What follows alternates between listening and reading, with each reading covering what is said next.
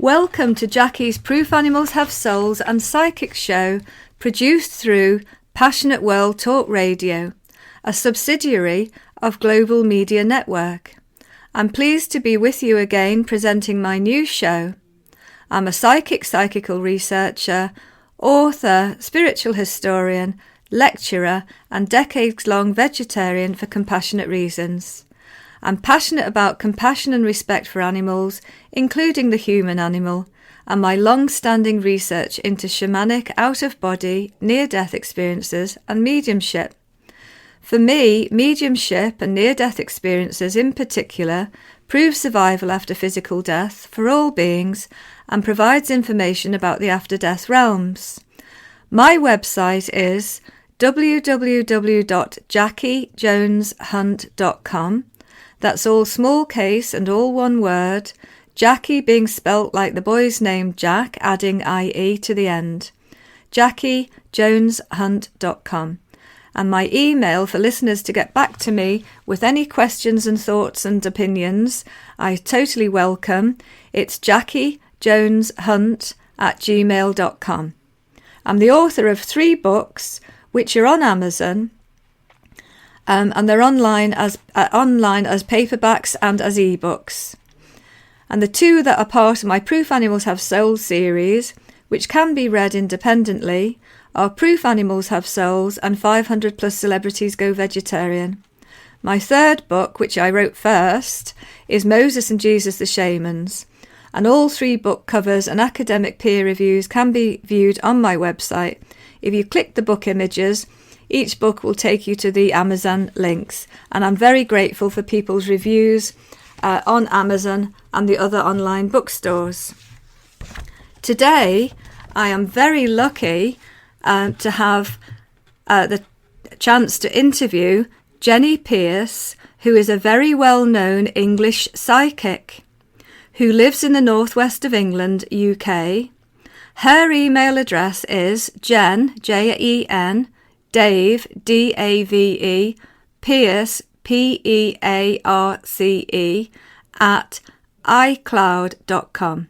Jeanne Dave Pierce at iCloud.com. And Jeanne Pierce can also be found on Facebook under Jeanne Pierce. Her new website is under construction, and Jeanne has just shown me her album of about 30 years of clients' letters of feedback from her psychic readings and newspaper cuttings on her predictions on her psychic work. And Jeanne's new book is called The Soothsayer. Her previous book is called Happy Spells for Good Fairies and Ordinary Folk, and it teaches about the runes, and these will be found on Amazon. Jeanne, thank you very much for being here with us today. And I'd like to ask you to begin, how long have you known that you are a psychic? Well, I think it all started in childhood. The first experience I had, I saw a lady walk through the wall into my bedroom. I was probably about 7 or 8. And then after that, I didn't really know what the lady was there for. I didn't really know she was a spirit at the time. Mm-hmm. But later on, we started getting poltergeist activity in another house that we lived in. Yes. We thought the house was haunted. But on my first day at work, yes, by chance, or well, I don't believe anything's by chance. No, I don't. Synchronicity. Yeah. Well, I happened to sit with some ladies round a bookbinding table. I was working in an art office. Yes. I started telling them about the poltergeist activity. I was already reading the tea leaves, which is a good favourite of my family. Yes. And we're talking about the poltergeist activity. They told me that they were all related to the witches of Pendle. Right. And they were all spiritualists. Yes. And the lady, she's probably about my age now, yes, lent me a book. And she actually gave me the book in the end to learn more about the psychic stuff. Yes. But I'd already seen auras from a very early age, particularly when I was in a religious building, a church or a temple of any kind. Yes. So I was already curious about spirit without knowing it. And the poltergeist activity sort of catapulted me into learning more. Yes. And after my granddad died, I then saw his spirit, and he actually spoke to me. And I saw him not as you see on TV, wispy, shadowy figures. Yes. I saw him solid and live, as if he was alive still. And how long had he been away for? He'd been gone for about 18 months. And I'd recently lost my auntie. So if I was going to say I'd imagined it, I would have thought I'd have imagined seeing her. I wasn't thinking of him. Yes.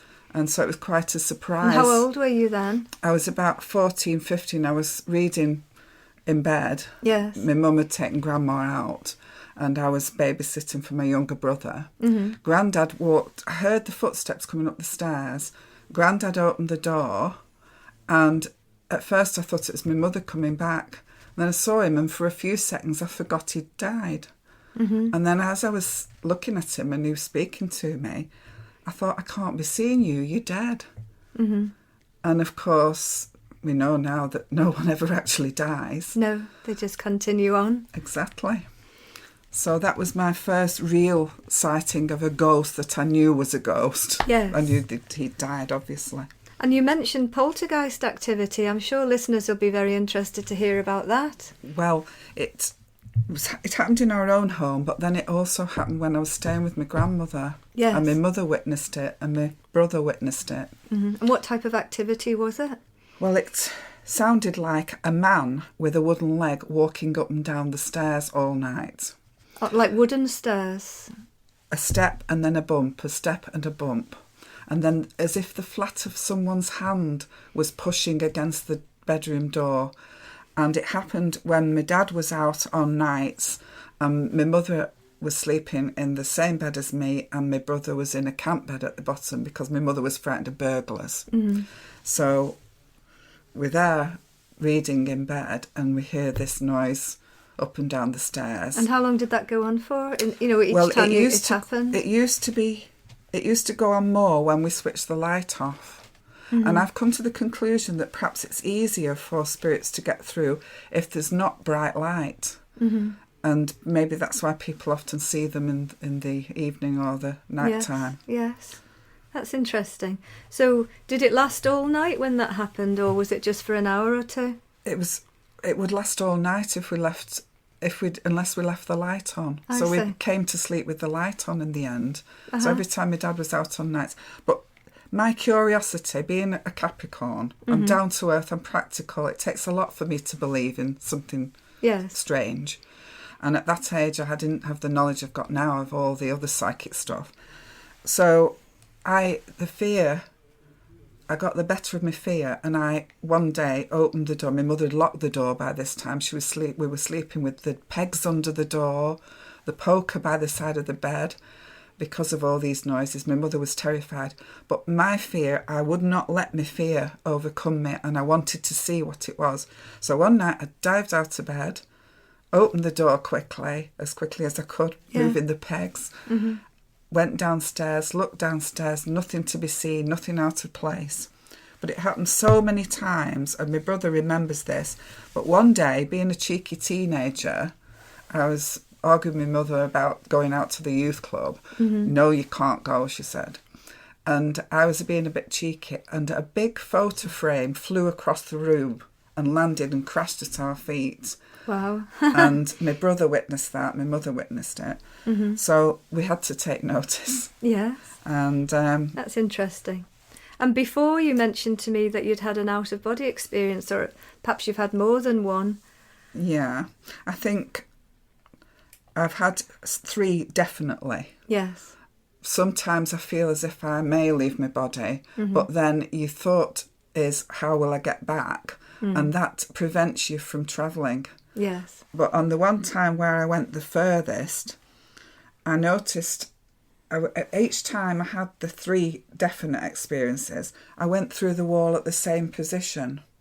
And I wondered about kind of like ley lines and things like that, if there's portals to the other dimension. Yes. Because I believe that we don't go up or down. I believe we go through to the other dimension, mm-hmm. which I believe contains what I call the God energy. Yes. Yes. And I believe that in our bodies are only the shell. Yes. Whilst we're in the material world. Yes. And that we're all filled with this God energy, but it's up to us whether we use it for good or not, or for evil. Yes, true. So that's where free will comes in. Yes. But there are things that you can see in advance. I do believe that. Mm-hmm. And this is where psychics can be helpful, but they can't tell you everything. No psychic can tell you everything because we're here to learn. Yes. And we do that through our various different experiences, both good and bad. Okay. You also mentioned that you've seen spirit pets. Yes. After losing 2 young pets before their time, you might say. Yes. Not through any fault of ours, but through what happened. The day after they died, they were mostly my pets. I was a teenager, and so I took them walks, so they clung to me. And when they were alive, they used to come and dive on my bed in the morning. As my mother opened the door downstairs, they'd come up to me. And both times, the day after they died, before I've got properly awake, they jumped on the bed, and there they were. And I'm saying, "Get down, Pip, get down, Fritz." And they weren't there. And I realised they died the day before. So they were there in spirit. And you could see them clearly? I saw one of them, and after that I saw them fleetingly, as if they were running about the house, sort of out of the corner of my eye. But I also saw a cat, which wasn't my pet, and we'd recently moved into this house, and I was pregnant with my second child. And I was told not to have cats because they can sit on the baby's face, so they like to be warm, you know.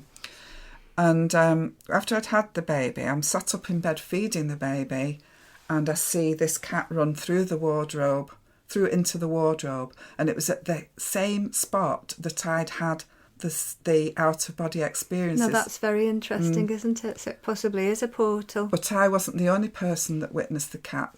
The health work visitor that comes to see you with your new baby. Yes. We were sat having a conversation and a cup of tea, and this large meow came from behind the settee. And she, of course, said, "You shouldn't have a cat with a baby." Huh. And I said, "We haven't," but I knew that I'd seen the cat. And she was actually hearing the spirit. She heard it, and she was so convinced there was a cat in the room, she looked behind the settee. She moved the settee, no cat there.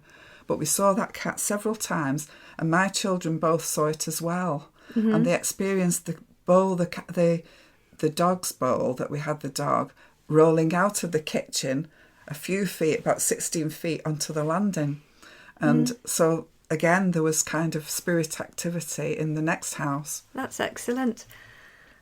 There's so much that we could cover, and I think we need to have some other chats in the future weeks, and we can talk in the next interview, we can talk more about your forthcoming book called The Soothsayer. So thank you very much, Jenny, for allowing me to interview and discuss these things with you today. It's a real privilege, and I'm sure listeners were very interested. And if anyone would like to get in touch, then please email me or Jenny, and the email address will be in the blog that I write to go to accompany this interview. And I look forward to people's comments and opinions and thoughts. Thank you for having me, Jackie. Pleasure, and I look forward to asking Jenny on again when we can speak about her new book, The Soothsayer. Thank you.